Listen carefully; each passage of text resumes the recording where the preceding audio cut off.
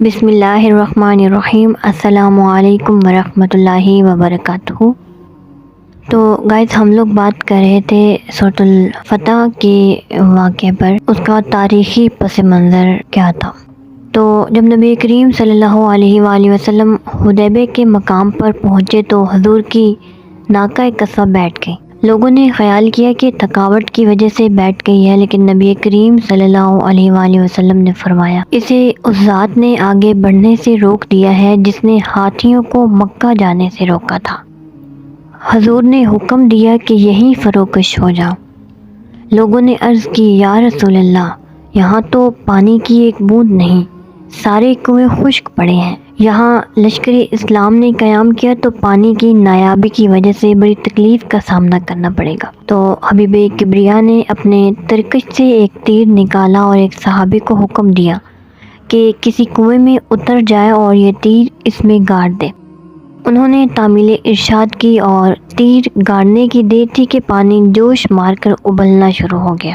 دیکھتے ہی دیکھتے کنواں پانی سے بھر گیا۔ دوستو، قریش کی ضد تھی کہ وہ کسی قیمت پر حضور کو آگے نہیں بڑھنے دیں گے، اور حضور کی خواہش تھی کہ جنگ نہ ہونے پائے اور سارے معاملات حسن و خوبی طے پا جائے۔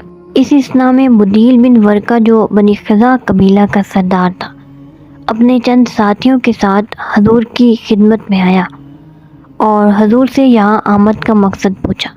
حضور نے اسے بتایا کہ ہم حج کے ارادے سے نکلے ہیں، بیت اللہ شریف کی زیارت کا شوق ہمیں یہاں لے آیا ہے، اور جنگ کرنے کا ہمارا قطعاً کوئی ارادہ نہیں، اور نہ ہی ہم کسی بہانے سے مکہ پر قابض ہونا چاہتے ہیں۔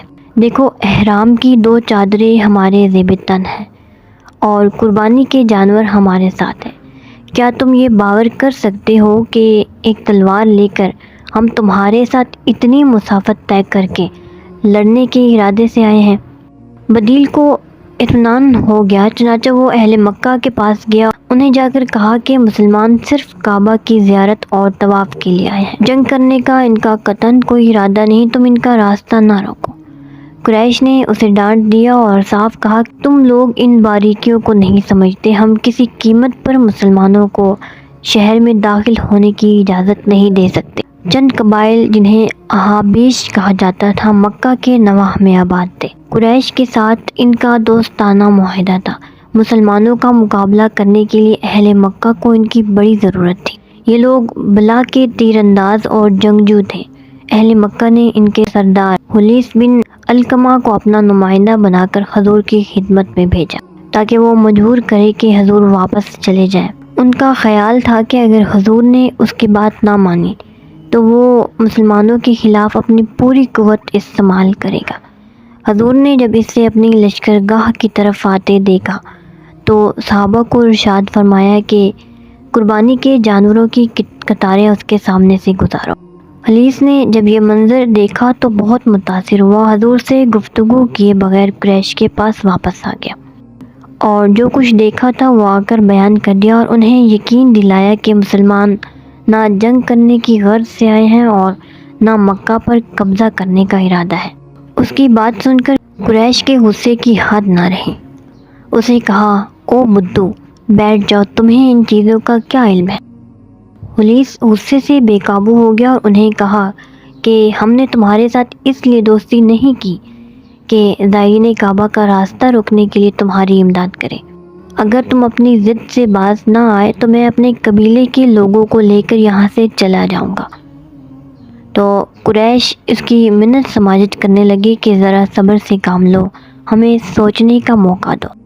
اس کے بعد اہل مکہ نے عروہ بن مسعود ثقفی کو کہا کہ وہ مسلمانوں کے ساتھ جا کر گفتگو کریں اور انہیں واپس جانے پر آمادہ کریں۔ اپنے پہلے سفیروں کے ساتھ انہوں نے جو برتاؤ کیا تھا وہ اس نے اپنی آنکھوں سے دیکھا تھا۔ اس نے معذرت کرتے ہوئے کہا کہ تم میرے ساتھ بھی وہی سلوک کرو گے، اس لیے میں یہ خدمت انجام دینے سے قاصر ہوں۔ قریش نے اسے یقین دلایا کہ اس کی شخصیت ہر شک و شبہ سے بالاتر ہے اور اس کی دانائی اور فراست پر انہیں کلی اعتماد ہے۔ چنانچہ وہاں سے روانہ ہو کر بارگاہ رسالت میں حاضر ہوا اور بڑی سلیقہ مندی سے گفتگو کا آغاز کیا۔ کہنے لگا، مکہ آپ کی قوم کا مرکز ہے، اگر آپ ان آوارہ منچ لوگوں کی فوج اکٹھی کر کے اس پر حملہ کر کے اس کو ویران کر دیں گے اور یہاں کے باشندوں میں قتل و غارت کا بازار گرم کر دیں گے تو یہ داغ پھر کبھی نہیں مٹے گا، اور اگر جنگ کی نوبت آئی تو آپ کے یہ ساتھی آپ کو تنہا چھوڑ کر میدان جنگ سے بھاگ جائیں گے۔ حضرت صدیق اکبر اس کی یہ گفتگو سن رہے تھے۔ جب اس نے یہ آخری بات کہی تو آپ کو یارہ ضبط نہ رہا اور کڑک کر فرمایا، تم نے کیا کہا؟ کیا ہم حضور کو چھوڑ کر چلے جائیں گے؟ عروہ نے یہ سنا تو ہکا بکا ہو کر رہ گیا۔ دوستو، عرب کے دستور کے مطابق عروہ اثناء گفتگو کبھی کبھی اپنے ہاتھ سے سرور عالم صلی اللہ علیہ وآلہ وسلم کی ریش مبارک کو چھو لیتا۔ حضرت مغیرہ جو پاس کھڑے تھے اس کے ہاتھ کو سختی سے جھٹک دیتے، اگرچہ آپ عروہ کے ممنون احسان تھے کہ اس نے ان کی طرف سے 13 آدمیوں کا خون بہا ادا کیا تھا جو ان سے قبل از اسلام قتل ہوئے تھے۔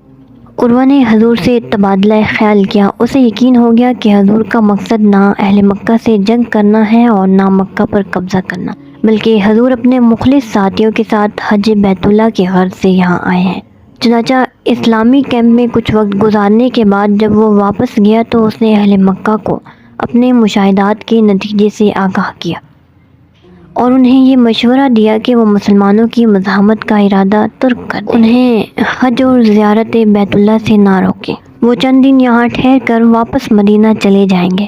اس نے انہیں بھی یہ بتایا کہ وہ کیسر و کسرا اور کئی دوسرے بادشاہوں کے درباروں میں گیا ہے، لیکن جانثاری اور عقیدت کے جو جذبات اس نے غلامان محمد صلی اللہ علیہ وآلہ وسلم کے دلوں میں معجزن دیکھے ہیں، ان کی نظیر اسے کہیں بھی نظر نہیں آئی۔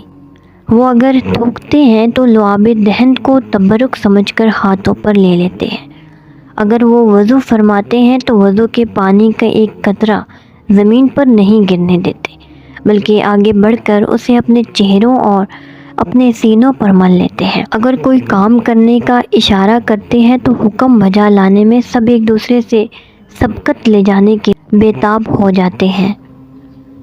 میں نے اطاعت کشی اور جانثاری، خلوص اور محبت کے یہ دلکش مناظر کسی شاہی دربار میں نہیں دیکھے۔ اس نے کہا، اگر تم یہ خیال کرتے ہو کہ مشکل وقت میں مسلمان اپنے نبی کو چھوڑ کر بھاگ جائیں گے تو تمہاری یہ خام خیالی ہے، باقی میں نے حقیقت حال سے تمہیں آگاہ کر دیا ہے، اب جو تم مناسب سمجھو وہ کرو۔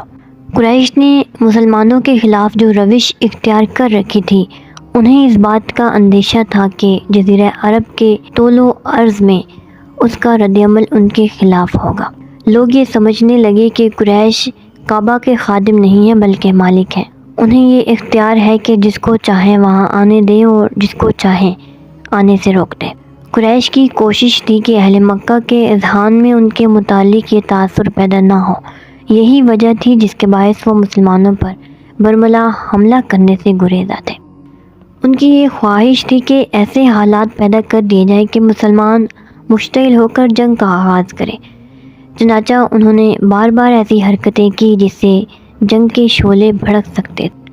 ایک دفعہ تو رات کی تاریکی میں ان کے 40-50 آدمی اسلامی کیمپ میں گھس آئے اور مسلمانوں پر پتھروں اور تیروں کی بارش شروع کر دی۔ مسلمانوں نے صبر و ضبط سے کام لے کر جنگ کو پھیلنے نہیں دیا، بلکہ ان سب کو گرفتار کر کے حضور کی خدمت اقدس میں پیش کر دیا۔ رحمت عالم علیہ الصلوۃ والسلام نے کسی سے انتقام نہیں لیا بلکہ سب کو آزاد کر دیا۔ اس طرح قریش کی اس سازش کو ناکام بنا دیا۔ ایک روز مسلمان صبح کی نماز ادا کرنے میں مصروف تھے۔